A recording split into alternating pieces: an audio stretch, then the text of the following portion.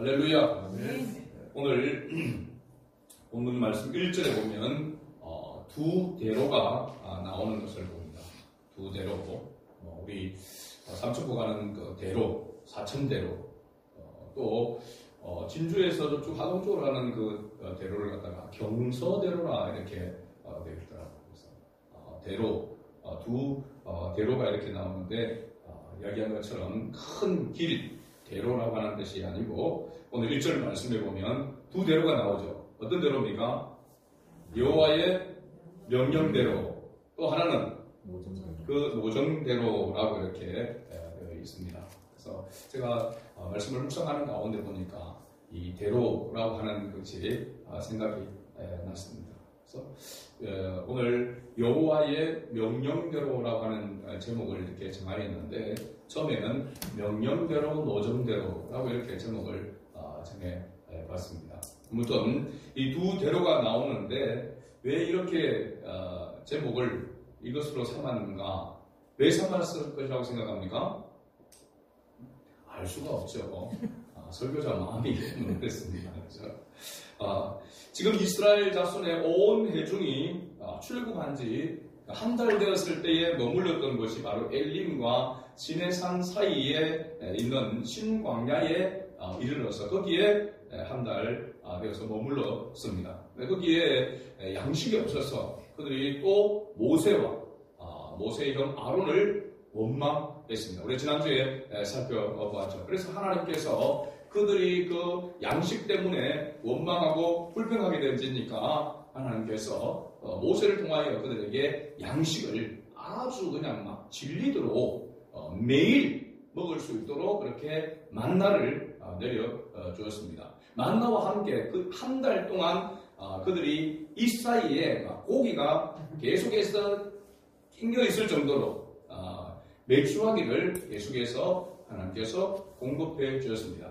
메추라기는 한 달 동안 그들에게 그들이 먹을 수 있었고, 만나는 보니까 40년 동안 이스라엘 자손이 바로 가나안 땅 접경에, 가나안 땅에 가까이에 이르렀을 때까지 바로 이 만나가 내렸다라고 16장 35절의 말씀에 그렇게 기록하고 있습니다.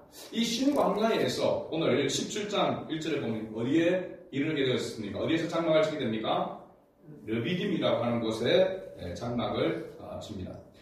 여기까지 오는 동안에 신광야에서 이 르비딤에 장막을 치기까지 오는 동안에 어느 정도의 시간이 걸렸는가? 또 약 거의 한 달 가까이가 기간이 지났을 것이다 라고 이렇게 봅니다. 6월절이 보면은 그들이 지키는 날로 보게 되면 15일입니다. 지난 16장에서 볼 때에 신광야에 이르렀을 때 그들이 한 달 때였다라고 했습니다. 15일째, 그죠? 출애굽해서 나올 때 그 달의 15일. 그러니까 사실 이스라엘 그 절기를 보면은 우리로 보면 1월 15일, 1월 15일 첫째 달이 바로 아비월이니까 이스라엘 원력에서는 1월 15일이 바로 6월절이 되는 것입니다. 근데 6월절부터 시작해가지고 한 달에 지나고 나면은 바로 이 팔레스타인 이 지역, 그 지역이 바로 광야이기 때문에, 사막이기 때문에 건기가 되어집니다. 건기가 되어지면은 비가 내리지 않는다는 것이죠. 우기 때 비가 오고 건기가 되어지면 비가 오지 않는 것입니다. 그런데 이스라엘 자손들이 바로 이 르비딤이라는 곳에 장막을 쳤습니다. 그런데 그 장막을 쳤는데 그곳에 뭐가 없었다고 했습니까? 물이 없는지라 라고 그렇게 말하고 있습니다. 건기 때이므로 물이 없는 것이 어떻게 보면 당연합니다. 그런데 지금 이스라엘 자손들을 볼 때의 장정만 60만이라고 했습니다. 그러면 아이들과 어른들 다, 여자들을 다 포함하면은 거의 약 200만에서 250만 명이 지금 이동을 하고 있는 것입니다. 근데 그들에게 있어서 물이 없는 곳에 장막을 쳤다라고 하는 것은 사실은 상식에 맞지 않습니다.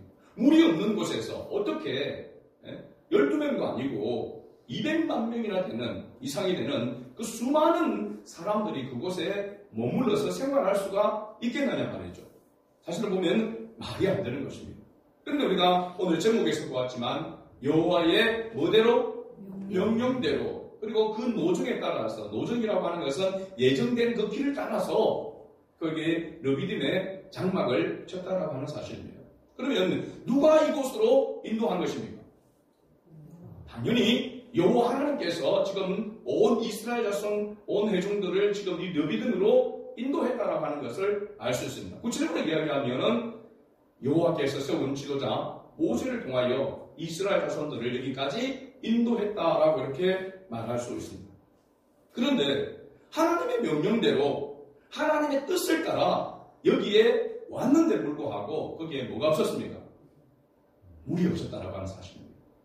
양식은, 매일 먹을 양식은 하나님께서 만나를 내려주셨으니까 해결되어졌고, 그런데 생활하려고 그러면 가장 필요한 것이 식수입니다. 식수. 물이 있어야 되죠. 그죠? 그런데 이 르비딤에 도착해서 보니까 물이 없습니다. 그러니까 목이 말라서 자신들뿐만 아니라 어른들뿐만 아니라 아이들까지, 또 그들이 함께 지금 데리고 끌고 다니는 가축들에게까지 목말라서 지금 죽을 지경에 이르게 것입니다. 그런데 이 르비딤에 와서 보니까 이 물이 없어서 지금 결핍의 상황에 처하게 되어진 것이죠. 그런데 이 르비딤이라 하는 것을 이 원뜻이 어떤 의미를 가지고 있는가 보니까 쉬는 장소, 또 다른 말로 하면 원기를 회복하는 곳이라고 이렇게 되어져 있습니다. 르비딤 하니까 제가 언뜻 제 생각에 떠오르는 그런 피로회복제가 생각이 났습니다. 피로회복제. 뭘까요? 옛날 좀 연식이 있으신 분들은 좀 이렇게 알 수 있는데, 옛날 천하장사 강호동이가 일양약품에서 나온 이거를 피로회복제를 선진했습니다. 한국인의 힘, 피로회복제 이게 했는데 뭘까요? 네? 우루사는 대웅제약입니다. 일양약품에서 나오는데 원비디라고 들어봤습니다. 원비디. 네.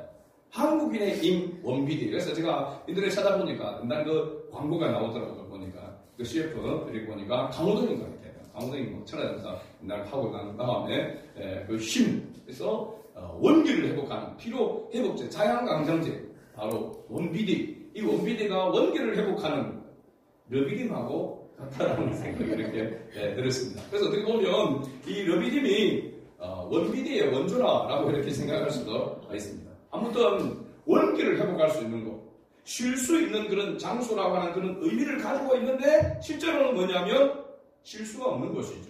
그죠? 원기를 회복할 수가 없는 그런 곳에 지금 있다라고 하는 것입니다. 근데 하나님께서 하나님의 명령대로 하나님께서 뜻하신 그 계획대로 이 르비딤에 이스라엘 온 회중을 인도하셨다라고 하는 사실입니다. 하나님의 상식, 우리의 상식으로 보게 되어지면 이스라엘 백성들이 물이 12샘이 있고 그 다음에 종려 70주가 있었던 오아시스 어디였습니까?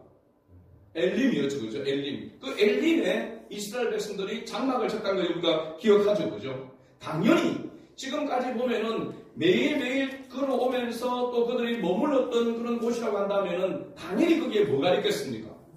물이 있었겠죠. 그죠? 네. 거기서 생활할 수 있는 그런 필요를 채울 수 있는 그러한 곳에 하나님께서 분명히 인도했을 것입니다. 그렇게 해서 왔을 것입니다. 그런데 르비딤에 도착해서 거기에 장막을 치라고 해서 장막을 쳤는데 그곳에는 뭐가 무슨 것입니까? 물이 없었다고 하는 사실입니다. 우리가 신앙생활을 하면서 이럴 때를 만날 때가 있습니다. 하나님의 뜻대로 하나님이 하라는 대로 순종하면서 그래도 믿음으로 살아가려고 발부둥치면서 왔는데 우리의 삶이 녹록지가 않는, 우리가 생각한 대로 되지 않는 그런 어려움을 만날 때가 있다라고 하는 사실입니다. 그때 우리가 원망이 나오게 되는 것이죠. 결핍을 당할 때. 지금 이스라엘 백성들이 결핍이 생겼을 때마다 그들이 적시로 했던 게 뭡니까? 원망입니다. 누구를 향하여? 모세를 향하여 원망하고 아론을 향하여 원망하고, 그럼 모세와 아론을 원망하는 것이 결국은 누구를 원망하는 건지 알았습니까? 여호와 하나님을 원망하는 줄도 알았지만 하나님은 눈앞에 보이지 않고 그래서 인도하는 지도자 모세는 눈앞에 보이니까 모세와 아론을 원망하고 그렇게 했던 것입니다.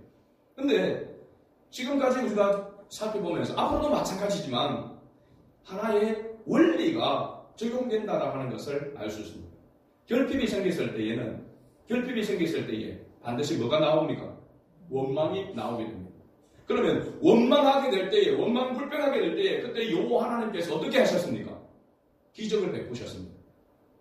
그러면 우리가 원망하면 기적이 생깁니다. 그죠? 원망하면 마땅히 상식적인 원망이라고 했습니다. 상식적인 원망, 당연히 원망할 수밖에 없는 그런 상황에 부딪히게 되어졌을 때에 원망하는 것이 지극히 상식적이라고 할 수 있습니다.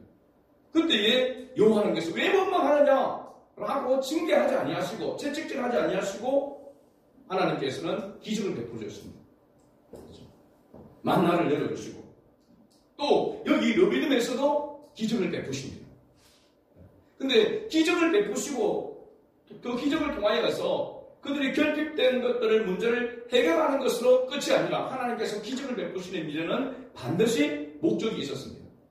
자, 만나를 통해서는 하나님께서 어떤 바로 교훈을, 메시지를 이스라엘 백성들에게 알려주셨습니까? 영원한 생명의 양식인 만나의 실체 대신 메시아 예수 그리스도를 바라보도록 그렇게 하나님께서 역사하신 겁니다. 그러나 이스라엘 회중들은 그 하나님의 기쁘신 뜻을 깨닫고 있습니까? 없습니까? 아직 깨닫지를 못하고 있습니다. 우선에 육신적으로 배고프고 육신적으로 어렵게 되었을 때에 그것을 해결하는 것으로, 그러니까 하나님을 찾되 하나님을 어떻게 찾았냐면 자신들의 필요를 채워주는 것으로 하나님을 찾았다고 하는 사실입니다. 근데 하나님은 이스라엘 백성들에게 세상 사람들과 하나님을 알지 못하는 사람들과 같은 그런 모습으로 그런 생각과 가치관으로 살아가기를 하나님은 원하지 않았었습니다. 반드시 하나님은 하나님의 백성이 하나님의 말씀을 따라서 하나님께서 다스리는 통치 안에서 거하기를 하나님이 원하셨다고 하는 사실입니다.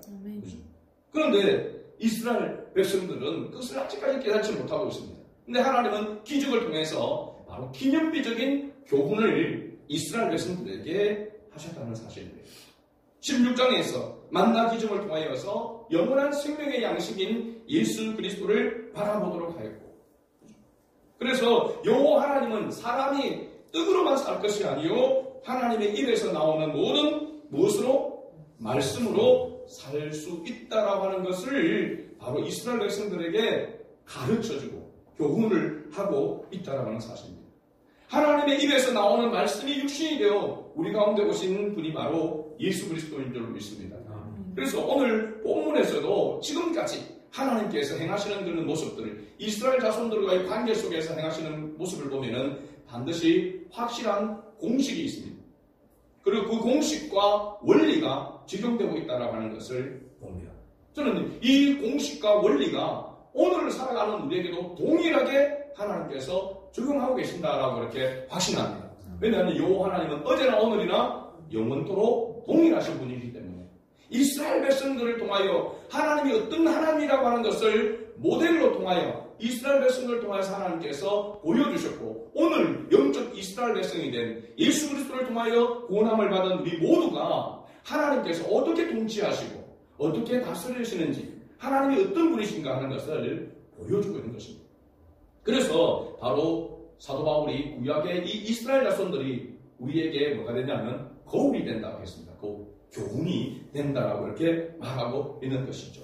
자, 그렇다면 오늘 마시물이 없는 이 결핍으로 인해서 이스라엘 자손의 온 회중들은 자기들 눈앞에 보이는 모세를 원망합니다. 2절 말씀을 다시 보게 되면 백성이 모세와 다투어 이르되 우리에게 물을 주어 마시게 하라 라고 이렇게 이야기합니다. 정말 막 얼마 눈에 핏대를 세워서 그죠? 어른거리면서 막 죽이고자 하는 그런 지금 마음으로, 그런 모습으로 모세를 향하여 원망합니다. 물을 내놔라. 물을 지금 여기 장막을 치게 했으니까, 여기까지 임했으니까 우리 목말라 죽는다. 자녀들도 목말라 죽는다. 가축들도 목말라 죽는다. 물을 마시게 하라. 모세를 향하여서 그렇게 생각을 해보세요. 이 한두 명이 찾아와서 이렇게 이야기했겠습니까? 얼마나 아마 소름 돋을 정도로 그런 모습으로 이들이 그렇게 모세를 향하여 원망했겠습니다. 그러고 보면 참 모세도 못할 짓입니다. 그렇죠? 모세가 그들에게 이르되 너희가 어찌하여 나와 다투느냐 라고 이렇게 이야기합니다. 너희가 어찌하여 여호와를 시험하느냐. 이 뉘앙스를 보게 되면 모세도 눈치가 빠른 것 같아요. 나를 원망해봐야 소용없다. 지금 너희가 나를 위해서 원망하는 것은 곧 하나님을 원망하는 것이다 라고 그렇게 이야기를 하고 있는 그 뉘앙스가 이 모습 속에 담겨져 있습니다. 또 나를 원망하느냐. 지금 너희들이 원망하는 것은 하나님을 원망하는 것입니까? 너희들 알아서 하시고라고 하는 그런 마음이, 생각이 담겨져 있는 그런 뉘앙스를 이야기하고 있습니다. 그래도 목구멍이 포도청이라 백성들이 목이 말라 죽을 지경이니까 물을 달라고 모세를 향하여 원망하면서 이렇게 말합니다. 3절에 보니까 당신이 어찌하여 우리를 애굽에서 인도에 내어서 우리와 우리 자녀와 우리 가축이 목말라 죽게 하느냐. 이스라엘 자손의 온 회중들이 결핍을 생길 때마다 모세를 향하여 원망하는 바로 소위 레파토리가 이 모습입니다. 왜 우리를 애굽에서 그냥 그렇게 내버려두지 애굽에서 우리를 이끌어내어서 이 광야에서 죽게 만드느냐. 결핍이 생길 때마다 이스라엘 자손들이 원망하는 바로 그 레파토리가 이 모습입니다. 할 수 없어 모세는 여호와께 부르짖어 말합니다. 이 여호와께서 부르짖어 말하는 이 모세의 모습을 한번 생각해 보면은 자원에서가 아니라 떠밀려서 어쩔 수 없는 그런 상황에서 여호와께 부르짖는 그런 모습을 봅니다. 4절에 보면 내가 이 백성에게 어떻게 하리이까? 그들이 조금 있으면 내게 돌을 던지겠나이다. 모세가 하나님을 향하여 부르짖는데 이 부르짖음에도 뭐가 가미되어 있는 것이 느껴집니까? 모세 역시 원망하는 그 마음이 여기에 포함되어져 있다고 하는 것을 우리가 느낄 수 있습니다. 도대체 하나님, 이게 무슨 일입니까? 왜 이런 어려움을 당하게 해서, 이런 어려움이 생기게 해서 나를 원망하게 합니까? 소위 말하면 내가 뭐 동네복입니까? 지금 이렇게 모세가 하나님을 향해서 그렇게 이야기를 하고 있는 것입니다. 뭐가 있을 때마다 나를 원망합니다. 뭐가 없을 때마다 나를 원망합니다.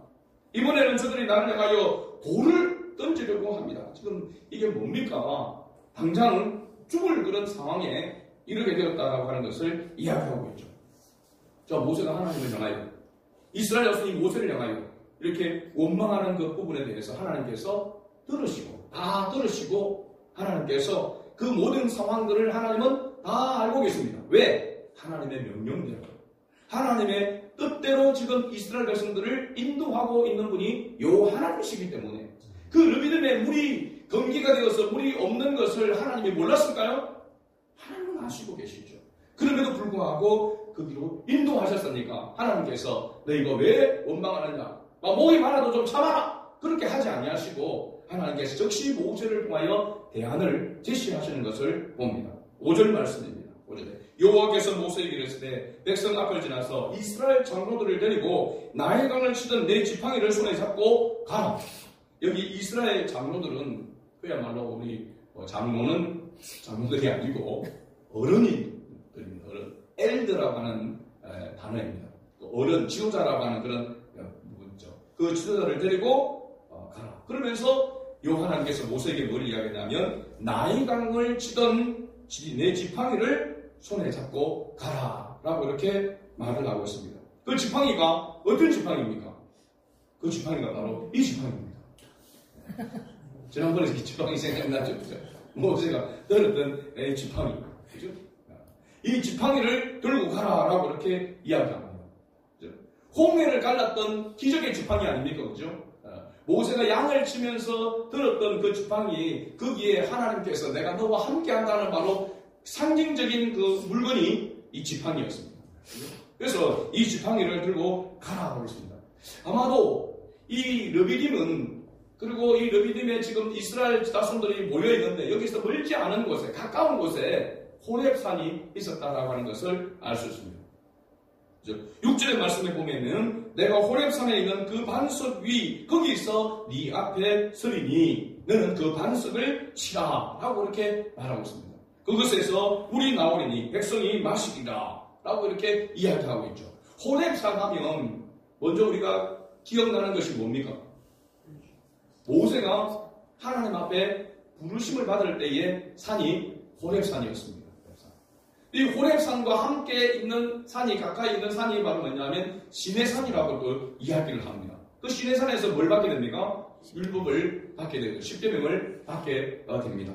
그래서 이 호렙산은 굉장히 성경에서 아주 유명한 그러한 의미가 있는 그런 사건이 있는 그런 산이죠. 엘리야도 이 호렙산에 있는 굴에 피하였던 그런 적이 있습니다. 아무튼 이 호렙산에 거기에 반석 위에 내가 선다라고 했습니다. 저는 이 말씀을 가만히 묵상하고 생각해 보니까 모세와 하나님 사이에는 이 호렙산에 모세가 처음 온 것이 아니잖아요. 그래서 이미 하나님의 부르심을 받을 때에 호렙산 그 떨기나무 가운데서 모세를 만나고 모세에게 사명을 줬던 그 산이 바로 이 호렙산인데, 그러니까 제 생각에는 그렇습니다. 제가 볼 때는 이 호렙산에 있는 이 반석을 모세가 알았느냐 몰랐느냐, 저는 그냥 모세가 인지하고 있다라고 그렇게 생각됩니다. 그냥 산이 그냥 조그만 산이 아니잖아요, 그죠? 좀 큰 산이었을 것입니다. 근데 거기에 있는 반석이 작은 그런 돌멩이 하나가 아니라 큰 반석이었을 거란 말이죠. 그러면 하나님 앞에 부르심을 받았을 때에 모세가 그 호렙산에 생각할 때에 기억에 남는 바로 그 반석이 생각이 났을 것입니다. 그렇기 때문에 하나님께서 그 산에서, 바위가 많은 그 산에서 어느 반석인지 어떻게 알겠습니까? 그렇죠? 그런데 모세를 향해서 내가 그 반석 위에 서겠다라고 이렇게 말하고 있는 것은 모세도 이 반석에 대해서 어느 정도 인지를 하고 있다라고 하는 생각이 들 겁니다. 아무튼 이건 뭐 크게 중요한 것은 아니고 그 위에서 하나님께서 모세를 향하여서 그 반석을 치라. 그러면 거기에 물이 나와서 백성이 마시게 될 것이다 라고 했습니다. 반석이 작은 반석은 아니겠죠. 그리고 큰 반석이었을 것이고, 또 실제로 이 팔레스타인 지역 광야에 있는 이 지역에 있는 바위가 물을 머금고 있는 그런 바위가 있다라고 합니다. 그래서 깨트리게 되면 그 바위에서 물이 나오는 그런 것이 있기 때문에 이와 같은 어떤 상징적인 그런 부분이 있는 것이지, 전혀 화강석 같이 막 이렇게 단단한 그런 바위, 거기에서 물이 나온다, 그 안에 물이 있을 수 있습니까? 그죠? 불가능한 거죠. 물론 하나님의 기적은 그렇게 단단한 화강석 같은 그런 돌 속에서도 물을 낼 수 있는 분은 하나님입니다. 무에서 유를 창조하신 분이니까. 그래도 적어도 어느 정도 상식적인 그런 부분에서 하나님 역사하셨다고 이렇게 생각할 때에 이 반석은 작은 반석이 아니었을 거라 생각하고, 거기에 물이 나올 때에 한순간 물이 그냥 쭉 나와가지고 한 번 목을 죽이는 것으로 끝낼 수 있는 그런 양이 아니었을 것입니다. 계속해서 샘솟듯 솟아나는 그런 물이었고, 200만에서 250만에 되는 이스라엘 온 회중이 먹으면서, 매일 먹으면서 거기에 거할 수 있는, 기거할 수 있을 정도의 물이 계속해서 흘러나왔다라고 하는 것을 알 수 있습니다. 그러니까 이건 물론 하나님의 기적입니다. 그죠? 반석에서, 거기에서 물이 솟아나서 온 이스라엘 회중이 다 먹을 수 있을 정도의 물이 솟아났다고 봤으니까 엄청난 그런 기적의 사건이죠. 그래서 모세가 뭐라고 이야기하냐면은 이곳 이름을 마사 또는 뭐라고 했습니까? 머리바라라고 이렇게 이야기했습니다. 마사는 뜻이 뭐냐면 다툼이라고 하는 뜻이고, 머리바는 바로 시험이라고 하는 뜻입니다. 이곳에서 모세가 다투고, 그리고 하나님과 다투었다라고 이야기할 수 있고, 원망했고, 그리고 하나님을 시험했다라고 이렇게 이야기합니다. 생각해보면 우리가 어떻게 감히 창조주 하나님을 테스트할 수 있습니까? 시험할 수 있습니까?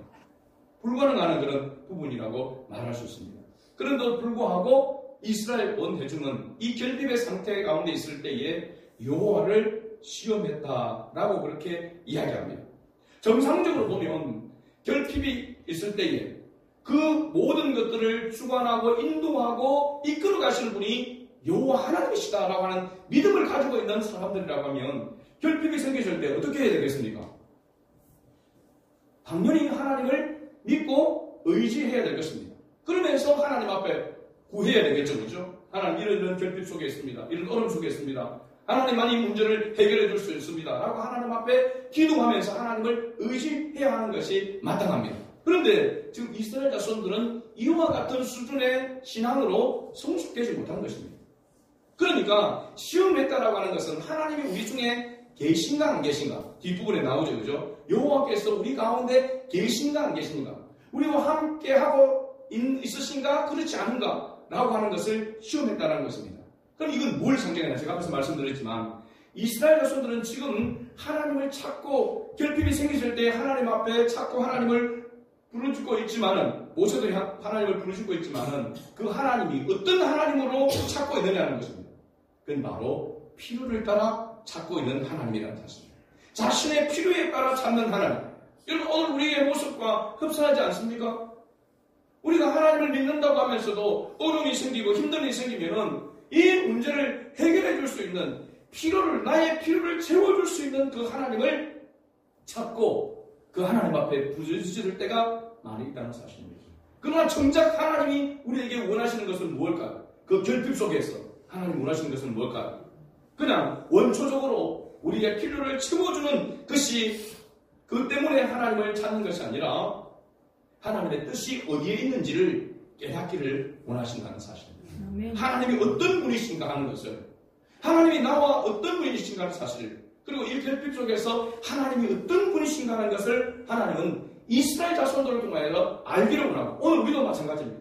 우리가 힘든 일을 당하고 어려운 일을 당하는 때에 그 어려운 일들이 시간이 지나가서 또 그냥 해결되어지는 것으로, 안 되면은 그냥 안 되는 것으로 끝나는 것으로 지난다면은 우리는 세상 사람들과 다를 바가 없습니다. 그러나 우리가 결핍이 있고 어려움을 당했을 때에 반드시 하나님을 의지하고 하나님 앞에 나아갈 때에 하나님께서 그 결핍을 문제를 해결해 주실 때는 하나님의 놀라운 뜻이 있다라고 하는 사실입니다. 아멘. 단순히 필요를 채워주는 것만이 아니라 하나님이 원하시는 뜻이 분명하게 거기에 있다라고 하는 것이죠. 예수님께서 요한복음 7장, 요한복음 7장을 한번 찾아봅시다. 지난번처럼 요한복음 7장을 한번 찾아서 이걸 눈으로 확인을 해야 합니다. 요한복음 7장 37절에서 39절까지 말씀인데요.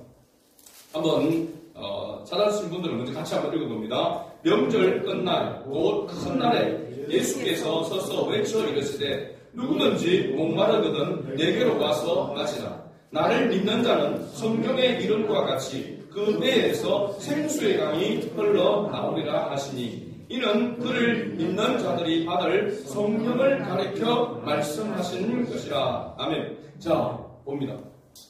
이스라엘 자손들이 지금 목이 말라 있습니다. 그러면 그들에게 그 목이 마른 것을 해결을 하면은 물이 필요한 것입니다. 그런데 하나님은 그래서 반석을 쳐서 그 반석에서 물이 솟아나게 해서 이스라엘 백성들의 그 갈증을 해결해 주셨습니다. 그렇죠? 그러면 이런 하나님의 기적을 행하시는 역사가 어디에 있는가라고 하는 사실입니다. 그 이유, 목적이 어디에 있는 것이죠. 그건 바로 앞으로 너희들에게 성령을 보내주셔서 성령을 통하여서 너희들을 하나님께서 만족하게 해줄 것이다. 단순히 지금 육신의 목마름만을 해결해주는 그 해결자가 아니라 영원히 목마르지 않도록 해결해 주실 것이다. 사마리아 여인이 우물가에 그 물을 길어 나가서, 그죠? 그러면서 영원히 다시금 물길을 오지 않은 그 물을 주기로 합니다. 예수님이 뭐라고 했습니까? 내가 바로 그 물이라고 했습니다. 그 샘이라고 했습니다.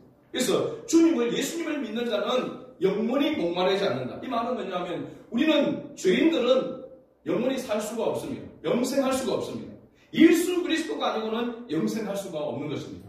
하나님은 이스라엘 자손들이 오늘 하루를 살아가는 것에 그 연명하는 것에 관심이 있는 것이 아니라 하나님의 자녀로서요 영생을 맛보고 누리는 삶을 살아가기를 하나님은 원하신다는 사실입니다. 그 목적 때문에 하나님은 반석을 쳐서 물이 나오게 하는 이 기적을 행하셨다는 사실입니다. 단순히 하나님의 전능하심을 나타내기 위해서만 아니라 너희들이 바로 너희들을 내시고 너희들을 이끌어 가시는, 너희를 구원하는 그 하나님이 어떤 하나님이고 너희에게 주신 것이 무엇인지를 알기를 원하신다는 사실입니다. 우리가 받은 이 구원의 은혜가 얼마나 크고 귀한지를 하나님 깨닫기를 원하시는 것입니다. 그 구원의 은혜 속에, 감격 속에 살아가기를 하나님은 원하신다는 사실이죠. 그래서 우리가 알지만은 여호와께서 모세에게 호렙산에 있는 반석을 치라고 한 것은 이 반석이 무엇을 의미하는가를 상징적으로 보여주는 것입니다. 다윗은 여호와 하나님을 나의 반석이라, 여호와 하나님은 나의 반석이라 라고 하겠습니다. 예수님도 마태복음 7장에서 보면 반석 위에 집을 지은 지혜로운 사람 같으리니, 그죠? 모래 위에 집을 짓는 사람과 반석 위에 집을 짓는 사람. 그래서 어디에 집을 지으라고 이야기하고 있는 겁니까? 반석 위에 집을 지으라고. 이 반석이 누굴 말하고 있는 겁니까? 예수님을 말하고 있는 것입니다. 마태복음 16장 18절 말씀, 중요한 말씀이 마태복음 16장 16절에 볼 때에 예수님께서 제자들에게 너희는 나를 누구로 아느냐? 사람들이 나를 누구로 아느냐라고 할 때에 베드로가 뭐라고 고백했습니까? 주는 그리스도시요 살아계신 하나님의 아들이십니다 라고 그렇게 고백했습니다. 그럴 때에 바요나 시몬아, 이것을 네가 알게 한 것은 베드로가 자의적으로 알아낸 것이 아니라 아버지께서 알게 하신 것이다. 그러면서 내가 이 반석 위에 교회를 세우리니 음부의 권세가 이기지 못하리라 라고 했습니다. 그래서 이 반석은 바로 뭐냐면 예수 그리스도를 말씀하고 있습니다. 예수 그리스도가 머리가 되어서 세워진 곳이 교회인 것입니다. 그렇죠? 그것을 카톨릭에서는 잘못해서 베드로가 초대 교황으로 베드로 위에 교회를 세우겠다 이렇게 잘못 착각한 것이죠. 베드로 위에 교회가 세워진 것이 아니고 예수님에 의해서 예수님이 머리로 세워진 것이 바로 진정한 교회인 줄로 믿습니다. 아멘. 그러면서 예수님은 바로 이 반석에서 나오는 생수, 그 배에서 나오는 그 생수가 흘러 넘치게 될 것이다 라고 이렇게 말하고 있습니다. 이것은 그냥 나온 것이 아니라 성경의 이름과 같이 성경에서 약속하신 것과 마찬가지로 이 약속한 것이 바로 여러 군데 있지만은 바로 이 출애굽기 17장 이 반석에서 우리 나오도록 한 이 사건을 통하여서 예수님은 미리 이렇게 말씀하고 있는 것을 봅니다. 예수님께서 부활 승천하신 후 보내신 보혜사 성령님을 통하여서 보혜사 성령님이 아버지 하나님과 또 아들 예수 그리스도에 대해서 가르치시리라, 알게 하시리라 라고 이렇게 말씀하고 있습니다. 자, 그런데 여러분 안상홍 형님들은 보면은 그 성령을 이야기할 때에 우리는 구약에는 성부시대, 신약에는 성자시대, 지금은 성령시대 이렇게 구분하지 않습니다. 우리는 성부 하나님이 구약에도 삼위일체 하나님으로 역사하셨고 신약에 예수님이 육신의 몸을 입고 오셔서 예수님과 함께 삼위일체가 하나님께 하셨고 지금 성령도 삼위일체로 하나님께서 함께하고 계시는 줄로 믿습니다. 네. 따로 구분시키는 것을 우리가 이단 양태론이라고 이렇게 이야기를 합니다. 그건 진정한 우리의 교리가 아닙니다. 그런데 이 안상홍이들은 그거를 자기들이 이야기하면서 지금은 성령 시대다. 그래서 성령이 누구냐? 아버지 남자 성령은 안상홍이고 죽었고, 그래서 지금은 장길자가 어머니 성령으로서 아버지에 대해서 그러니까 하나님과 예수님에 대해서 가르쳐 주시는 분이다 라고 이렇게 이야기를 하고 있습니다. 그래서 지금 안상홍 얘기가 지금 얼마 또 지금 그 장길자는 죽지 않는다고 이야기합니다. 그래서 어떤 제가 유튜브에 이렇게 보니까 그 반박하고 있는 거 보니까 내가 장길자가 120살 이상 살고 그때도 병도 안 걸리고 건강하게 잘 살고 있으면은 내가 안상홍 당신들 교회에 한번 나와보겠다고 그렇게 이야기를 그렇게 했는데 지금도 이 사람들은 장길자는 죽지 않는다고 해요. 영웅은 불사한다고 이렇게 이야기합니다. 만약 지금까지 이단 사이비들이 이야기해가지고 계속해서 살아있는 사람 한 사람도 없습니다. 박태선도 마찬가지고 문선명도 마찬가지고 뭐 다 그렇습니다. 사람이 영원히 살 수 있는 그런 그 몸을 가지고 있는 사람이 없습니다. 그러니까 지금 이렇게 오해를 해서 사람들을 미혹하고 있는 것을 보게 됩니다. 우리가 하나님의 말씀에 대해서 진리에 대해서 바르게 알고 바르게 깨달아야 될 줄로 믿습니다. 네. 그래야만 사실은 이 생명수가 이 성령이 어떻게 우리에게 통하여서 우리가 그것으로 인해서 마시고 누리며 만족하는 그런 삶을 살아갈 수 있도록 역사하시냐면 하나님의 말씀입니다. 하나님의 말씀이 곧 진리의 성령의 감동에 의해서 기록되어졌고 성령께서 이 말씀을 깨닫게 해주시는 것입니다. 그렇죠? 그러니까 말씀이 없이 잘못된 것으로 해서 우리가 하나님이 주시는 그 은혜를 맛보고 누릴 수 있느냐? 없습니다. 그래서 이 생수의 강이 우리 배에서부터 흘러나오게 될 것이고, 이건 성령을 말하고 있습니다. 그 성령은 진리의 말씀을 통하여서 역사한다고 이야기하고 있죠. 다시 말하면 아주 중요한 부분입니다. 우리가 왜 하나님의 말씀을 들어야 되느냐? 왜 하나님의 말씀에 귀를 기울여야 되느냐? 하나님의 말씀을 듣고 깨달아야만 그 말씀 가운데 살아갈 수 있고, 그렇게 될 때에 우리는 이 세상에서 만족하는 삶을, 행복한 삶을, 진정한 삶을 누릴 수 있기 때문에 그렇습니다. 그러니까 우리가 말씀을 젖혀놓고 말씀을 멀리하면서 영생을 맛보고 누리는 삶을 살아간다고 하는 것은 있을 수가 없는 것입니다. 내년에 우리가 여러분 개인적으로, 교회적으로 우리가 계획하고 있는 그런 부분들이 말씀을 더 많이, 지금보다도 훨씬 더 많이 가까이 하고, 많이 읽고, 그리고 많이 묵상하고, 그리고 그 말씀 가운데 자신을 져서 복종시키며 나아가기 위해서 기도함으로 말미암아 우리가 우리 안에서 하나님의 말씀이 충만하게 역사함으로 말미암아 그 다스림 속에서 만족하는 삶. 이 세상에서 누가 만족하는 삶을 살아갈 수 있습니까? 지금 오늘날 이 다변화되어지고 이런 힘든 이 세상 속에서 하나님께서 주시는 그 은혜가 아니고서는 만족하는 삶을, 행복한 삶을 누릴 수가 없습니다. 가면 갈수록 더해지게 될 것입니다. 그러니까 우리는 거꾸로 가야 되는 것입니다.